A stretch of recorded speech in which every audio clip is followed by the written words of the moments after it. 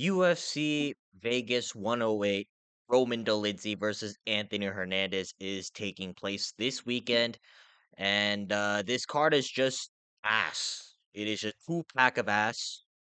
There is nothing really noteworthy of this card outside of the co-main and main event. I don't really care for any of these fighters here, but I'm gonna be breaking down every single fight for you guys because that's just what I do on this channel. So we're gonna start out with the early prelims, ending with the main event, and without wasting any more time, let's jump right into the video. All right, starting off with this absolute banger over here, we got Cody Brundage versus Eryk McConico. Do I seriously have to pick Cody Brundage to win a fight in 2025? I don't really want to. I think Cody Brundage is simply put a coward, right? He literally gave up in his last two or three fights against Master Abdul Malik and fucking Bo Nickel and Abdul Razak Al Hassan. However, I don't think Eryk McConico deserves to be in the UFC. Like his last fight when there's Zoltan Ruziboyev. All right, sure, like he survived the first round against Ruziboyev, who's pretty good. But yeah, I don't know what Ruziboyev was doing. Eryk McConico literally just let himself get beat up. And simply put, he's not exactly a prospect that the UFC were looking for. Like the UFC just gave this guy this fight here because he came in on short notice against Ruziboyev, and although he lost, like the UFC is like, hey, we got to make it up to you by giving you one more fight. Eryk McConico, simply put, shouldn't belong in the UFC, whereas Cody Brundage, like, he'll beat people who don't belong in the UFC. And plus, Eryk McConico is a career welterweight, and Cody Brundage is a middleweight. So I'm gonna go with Cody Brundage. It's interesting. I think it's gonna be decision. Like Cody Brundage can go out there and just look like an absolute tard, just like pitter pattering shots, not really trying to engage with him. But there's also the Cody Brundage that might actually look for blood for once. So it's hard to predict how a Cody Brundage fight will go. Like hell, I would avoid betting on this fight at all costs because it's fucking Cody Brundage, even though I don't rate Eryk McConico as a UFC fighter in the first place. So yeah. I will go with Cody Brundage, but I'm very hesitant about that pick. And I can very well see an upset because Cody Brundage is a quitter. Alright, now next up we got Gabriel Fernandez versus Julia Stoliarenko. Yeah, guys, just pick Gabriel Fernandez, all right? Like, if you guys don't understand how to pick unranked women's MMA fights, all right? This is like the most effective method. You just pick the woman who looks more like a man. And Gabriel Fernandez, you know, she's got the big ass delts. Uh, you might have to check her under what's under the pants. Whereas Julia Stoliarenko, again, she shouldn't belong in the UFC. I have no idea how she's still here. She got submitted by Molly McCann in 2023. That is just disgraceful. She's also lost a bunch of other fights. I'm trying to think.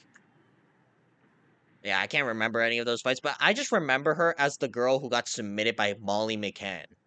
Right? You should not be getting submitted by Molly McCann. So yeah, I'm gonna go with Gabriel Fernandez. Uh, just win however she wants. She can knock her out, submit her, go to a decision. Either way, Gabriel Fernandez is gonna win. All right. Just trust me on this. I'm not really doing any detailed analysis. All right. So you're just gonna have to trust the fact that Gabriel Fernandez is actually gonna fight. Meanwhile, Julia Stoliarenko, although she's a UFC fighter, she's also a woman, who also got submitted by Molly McCann, who's like 11-9 as a professional. Yeah, those two signs alone, like that should tell you to never pick Julia Stoliarenko to win a fight in the UFC. All right, now up next we got Uros Medic versus Gilbert Urbina. Uh, this is kind of awkward. Like Uros Medic, I did think at one point he was pretty good, but then he's been knocked out. He just got finished a bunch of times by Mike Tebek. Not a bad loss. He also lost to against Puliano, Soriano, I believe. Yeah, like Uros Medic is coming off a nasty KO loss against Puliana Soriano. But then again, Puliana Soriano's a middleweight who moved down to welterweight, so I guess the size advantage was kind of there. Meanwhile, Gilbert Urbina, though, he hasn't won a fight in the UFC, I believe. All right, like maybe he's had a fight. Hold up, let me check this. All right, just to make sure I know what I'm talking about. Yeah, he got knocked out by Radke. I have no idea who Kosk is, so that don't even count. And then he got submitted by Brian Battle. These aren't necessarily bad names, but yeah, I don't think he's beaten anyone who's like actually UFC caliber. And I think Uros Medic, although he's had some bad losses recently, like he's actually like UFC caliber. Like there was a point where like Uros Medic was looked at as like a legitimate prospect because he got like multiple KOs in a row. Now I don't see Gilbert Urbina being able to survive. So yeah, I'm gonna go with Uros Medic being able to win this fight. Uh, Again, he'll do what he does. Probably like second round KO, first round KO. But yeah, either way, I don't really have high hopes for Gilbert Urbina in this fight. All right, now next up, we got Joselyne Edwards versus Priscila Cachoeira. Oh my gosh, these fights are absolutely abysmal. Uh, I'm gonna go with Joselyne Edwards. Now, Priscila Cachoeira, she actually looks pretty good at bantamweight. Like, she looked very nasty in her last fight with Joselyne Nunes, where she got that she feinted a jab into her uppercut, and Joselyne Nunes got sent to the shadow realm. So there is a chance that Priscila Cachoeira can knock Joselyne Edwards out because she is a pretty consistent KO artist. But the problem is she's only being able to do that against people who are smaller than her. And Joselyne Edwards is a very big women's bantamweight fighter. She's like 5'9". She's very tall. She's very lanky. She's very well rounded as well, which is also another thing to consider because Priscila Cachoeira just loves to fight on the feet. Like maybe she has some sort of grappling, but I haven't really seen it. And Joselyne Edwards, like she'll mix things up. So I'm expecting Joselyne Edwards to make this a boring MMA fight, 29-28. Like a win over Chelsea Chandler doesn't mean anything by KO because Chelsea Chandler shouldn't belong in the UFC. But Joselyne Edwards, I think she's actually decent. She's had some like iffy fights in the past, but she's pretty consistent with her skill set. Meanwhile, Priscilla Cachoeira, like she'll look like a world beater against someone who's like 5'2". And then as soon as she fights like someone who's a grappler or like someone who's like about the same size as her, she's prone to getting knocked out. Right? I don't expect Joselyne Edwards to knock her out because Joselyne Edwards rarely knocks anyone out. But I'm expecting Joselyne Edwards just to be the better fighter because she's more well rounded and she's also bigger than Priscilla Cachoeira. So yeah, Joselyne Edwards should win this fight, more likely by decision, but because Priscilla Cachoeira's chin is kind of questionable, I wouldn't be surprised if Joselyne Edwards wins by KO. All right, now moving on, we got Elijah Smith versus Toshiomi Kazama. I'm gonna go with Elijah Smith. Toshiomi Kazama is basically the sacrificial lamb in this situation. He got sacrificed to Rinya Nakamura, during Rinya Nakamura's debut. He also lost to someone else. Again, let me check real quick. Uh, yeah, he lost to Armfield. These aren't bad losses. He beat Gregorio. I remember Kazama was about to get knocked out in this fight, and plus Gregorio shouldn't belong in the UFC in the first place. So I actually rate Elijah Smith. So that's why I'm gonna pick against Toshiomi Kazama. Like Elijah Smith, he did very well against Vince Morales. Like this dude is very clean. He's like 22 years old, and he's already like one of the most hyped prospects in this division.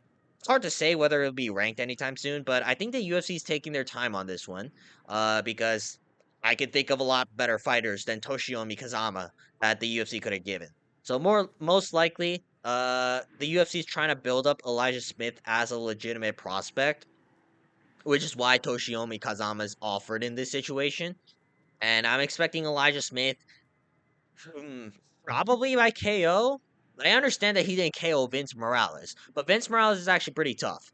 Whereas I think Toshiomi Kazama is a step down in competition from Vince Morales. So yeah, I'm gonna go with Elijah Smith to win this fight. Round Who KO? I can see that happening. And plus, I can see Elijah Smith being able to ragdoll Toshiomi Kazama. Like, this dude's incredibly strong. Like, he picked up Vince Morales multiple times and just slammed him onto the ground. So, yeah, I'm expecting Elijah Smith being able to win this fight.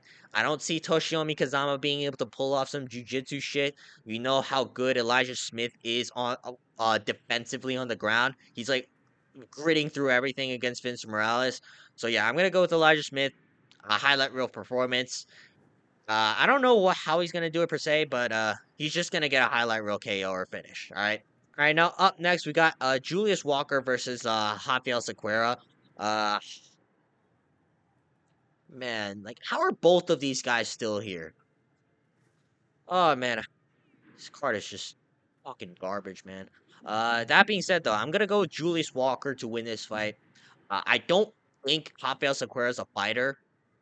He literally folded against Ibo Aslan in 40 seconds in his debut. And he got destroyed by Modestas Bukauskas in like 3 minutes, like following that loss to Ibo Aslan.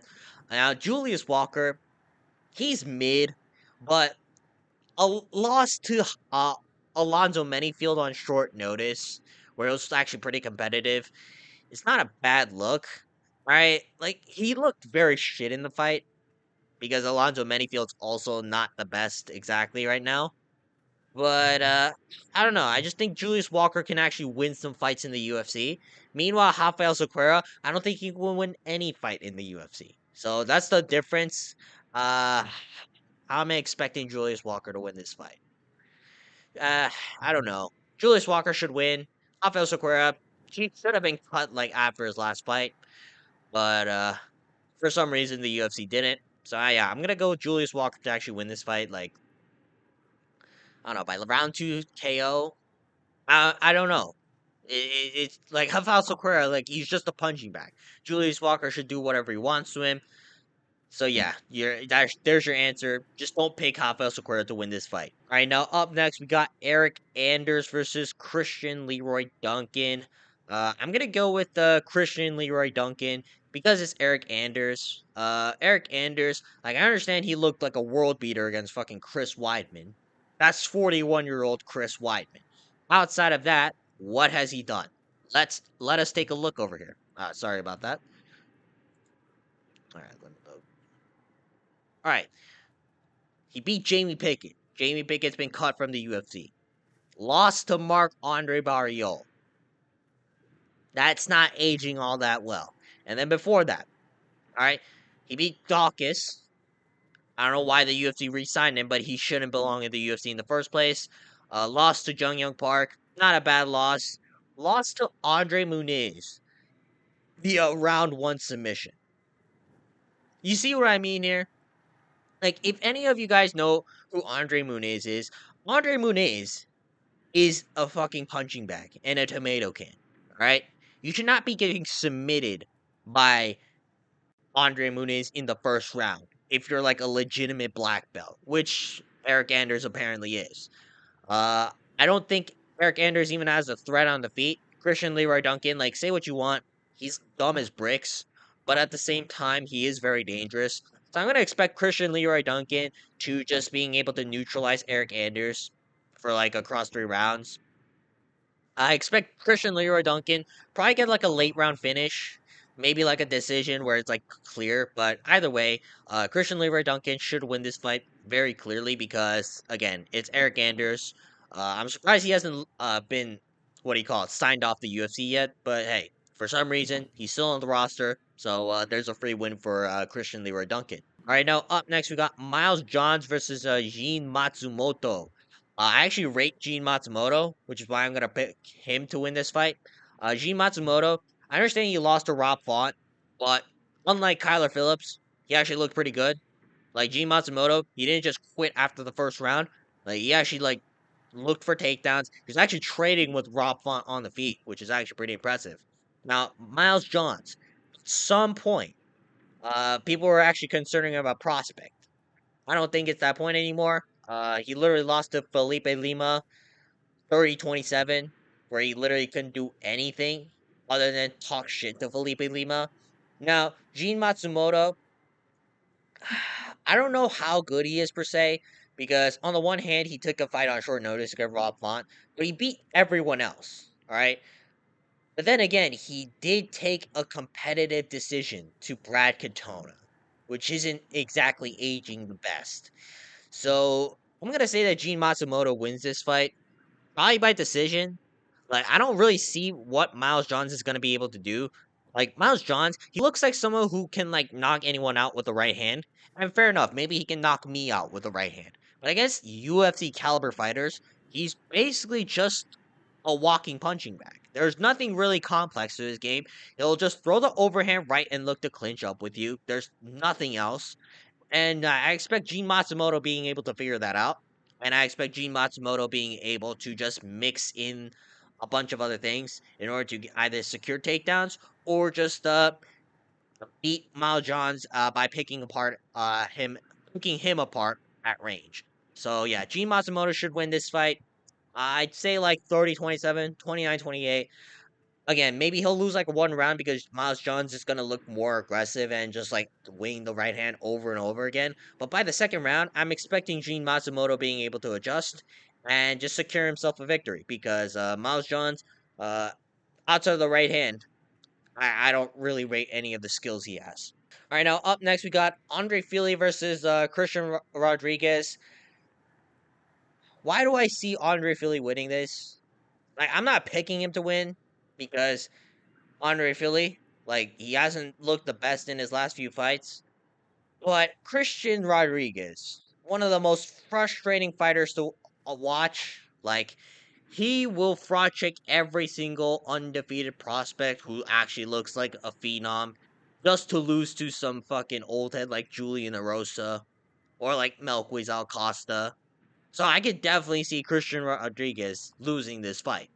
That being said, Andre Fili, not the best look for him right now. He got submitted in the first round via guillotine by Melquiz Alcosta. He won a robbery decision against Cub Swanson. Again, Cub Swanson's like 41 years old. And before that, he got knocked out in the first round by Danny Ige. Not a bad loss, it's just he got knocked out in the first round. I just don't really see Andre Fili winning this fight. The only way I see him winning this fight is if he just pitter pats a decision against Christian Rodriguez. And to be fair, that is a plan that can work against Christian Rodriguez. Christian Rodriguez doesn't exactly have one punch KO power. His whole like gimmick is the fact that he has like excellent scrambles and just defensive grappling.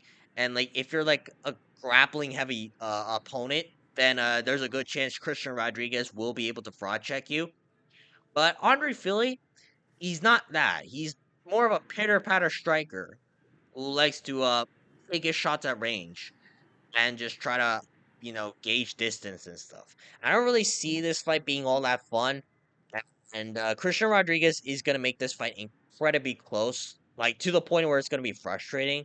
However, I'm expecting Christian Rodriguez to just look better than Andre Fili. Like, Andre Fili is, like, at this point out of his prime. He's, like, what, 35 years old? He's not that old particularly, but he's not been looking good since, like, 2022. So, yeah, I'm going to go with Christian Rodriguez to win this fight. It's going to be close because that's what happens in every single Christian Rodriguez fight. But yeah, even though there's a big worry and like I would advise gambling against this, uh I just think Christian Rodriguez is overall better. So yeah, I'm gonna go with Christian Rodriguez to win this fight. Alright, now up next we got Jasmin Lucindo versus Angela Hill. Ah, am I really gonna pick Angela Hill in 2025? No, I'm not doing that. Angela Hill is 41 years old. She gets robbed a lot in her fights, and you guys know what's gonna happen in this fight. It's every single Angela Hill fight. It's gonna be like some pitter patter 29-28 decision where you're not really paying attention to the fight, and she somehow gets robbed. All right, you can't really argue for it though because let's be honest, like most of us don't even watch the fight because by the first round we're like either taking a bathroom break or just falling asleep. Yasmin Lucindo. Now she did look very bad against Amanda Lemos, where she got smudge grappled for like 3 rounds. Not exactly the best look, but is Angela Hill gonna be the one to do that? Maybe against the fence, but I don't really see her taking down Jasmin Lucindo.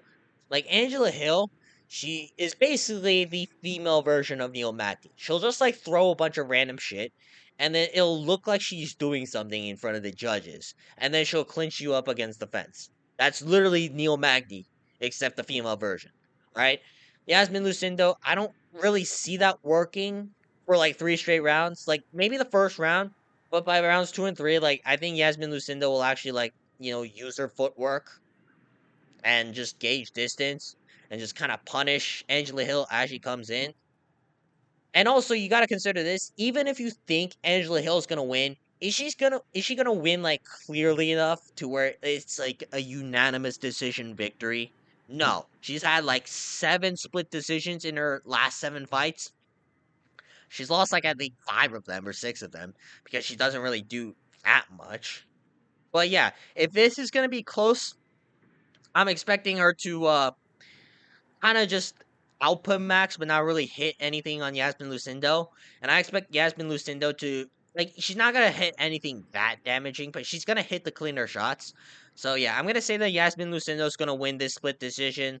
People might call this a robbery, but let's be honest, nobody's really gonna pay attention. So yeah, I'm gonna say that Jasmin Lucindo is gonna win by decision. It can be controversial for all I care, but she's probably gonna win by decision. All right, now up next we got Steve Erceg versus Ode Osbourne. Do I think Ode Osbourne deserves to be ranked? That's ultimately the question. I don't think Ode Osbourne deserves to be ranked. Right? He lost to Jafel Filho via submission in the first round. He lost to Ronaldo Rodriguez, which fair enough, you can call that a robbery, but why are you losing to Ronaldo Rodriguez? Ronaldo Rodriguez shouldn't belong in the UFC. All right, now Steve Erceg, although he's like top 10 level, some might say top 5. He has not been looking the best. He's lost 3 fights in a row against Alexander Pantoja, Icar France via knockout, which that didn't age well at all, and then got 48-47 by Brandon Moreno. All right, not exactly looking the best right now for Steve Erceg. However, Ode Osbourne is nowhere near the level of any of the opponents I just mentioned.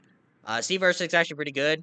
There's some concern because Steve Erceg, he's kind of shown that his chin isn't the best. Like Ode Osbourne was able to knock out Louis Garuli in his last fight with a nasty left hand, and there's a concern that Steve Erceg might just leave his chin out in the open. However, Ode Osbourne is again, he doesn't have the well-rounded skill set of any of the fighters I mentioned before. All right, I expect Steve Erceg, he'll either implement his grappling or like just keep his distance at range. All right. Either way, I'm not expecting anything from Ode Osbourne over here. I'm expecting Steve Erceg to just make this technical fight. All right. Mix in takedowns when he needs to. Keep distance on the feet. Never really let Ode Osbourne fire that left hand. Ode Osbourne essentially is a left hand. All right. There's nothing else that good into his game. Like, for goodness sakes, like he couldn't finish a triangle against Ronaldo Rodriguez. Yeah, I just don't rate Ode Osbourne as a ranked level UFC flyweight, where Steve Erceg is. And although there's concerns because Steve Erceg, not only has he not looked the best, he doesn't have exactly finishing potential, right? He went to like 11 decisions over his last 12 wins. But I'm expecting Steve Erceg to just look better than Ode Osbourne. So I'm going to pick Steve Erceg to win this fight 29-28, 30-27 via decision. Maybe he can finish Ode Osbourne. His submission defense isn't exactly the best, but I'm not gonna bank on that because I haven't really seen Steve Erceg being able to submit anybody. All right, now moving on to the main event, we got Roman Dolidze versus Anthony Hernandez. Now there's a good chance Roman Dolidze can win, but I'm not gonna be the guy to pick Roman Dolidze. Like Roman Dolidze, simply put, I don't know how he's on a 3-fight win streak. He is incredibly mid. Like, the fact that he's on a 3-fight win streak is simply disgraceful. Like, I don't think he should be top 5 level. Like, if Roman Dolidze actually wins this, that means he's like legit top 10, top 5 level.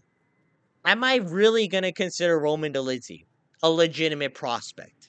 in the middleweight division, right? We have guys like Hamza Chimaev, Nasruddin Imava, Io Baralo, even the old guys that might be on the decline, like Israel Adesanya, Robert Whitaker, Roman Dolidze, with a win over Anthony Hernandez, is gonna put his name amongst those guys. Yeah, no, I'm not buying that. Anthony Hernandez is gonna be very nasty. That being said, though, there are openings. Roman Dolidze is an absolute wizard on the ground. Meanwhile, Anthony Hernandez, he kind of relies on the fact that he has not unbelievable cardio and he can repeatedly take opponents down over and over again. And I can see Roman Dolidze being the one guy being able to neutralize that because Roman Dolidze's jiu-jitsu is pretty nasty. However, Anthony Hernandez, I just think he's more battle tested. Like I think Brendan Allen would beat Roman Dolidze. All right, Brendan Allen, although he's a retard, he's much more well rounded than Roman Dolidze. He actually has more off his takedowns than Roman Dolidze. I just rate Brendan Allen as a better MMA fighter, and I rate a lot of the guys who's Anthony Hernandez is beat as better MMA fighters. Like I still believe Roman Kopylov can beat Roman Dolidze. Like Roman Dolidze, he is a simply put a bumbling, stumbling oaf, right? He'll like throw punches with his eyes closed. He'll like I don't know. He'll just like throw like lazy leg kicks and expect them to like actually deal some damage. His takedowns, he'll shoot like head first down into the canvas, and his clinch work isn't exactly all the best. The only time he's good is when your opponent shoots a takedown and he can just reverse the position with some bullshit like a calf slicer. So I'm expecting Anthony Hernandez, like even on the feet, just to be better, which I rarely say about Anthony Hernandez because he's not really someone who relies on his striking that well. But I think Anthony Hernandez, like he's just a better fighter. All right, even though Roman Dolidze stylistically has like tools to beat Anthony Hernandez, like am I going to consider Roman Dolidze a legitimate prospect? No. Fuck no. Roman Dolidze, I'm gonna keep picking against him until he loses, and I'm not about to stop now. And especially against a guy like Anthony Hernandez, who ragdolled Michelle Pereira, who ragdolled Roman Kopylov, who ragdolled Brendan Allen. Right? These guys are legit. And Roman Dolidze, I wouldn't pick Roman Dolidze to beat any one of those guys I mentioned. All right, that's gonna be it for today's video. Leave a comment down below, just letting me know how excited you guys are for this event. Again, this card is generationally ass, and I don't really advise you to gamble or anything like that on any of these fights because let's be honest, like this can go like at best like a 50-50. All right, but other than that though, leave a comment down below what fight you're actually excited for on this generationally ass card. And other than that, make sure to like and subscribe. And I'll see you guys next time. Peace.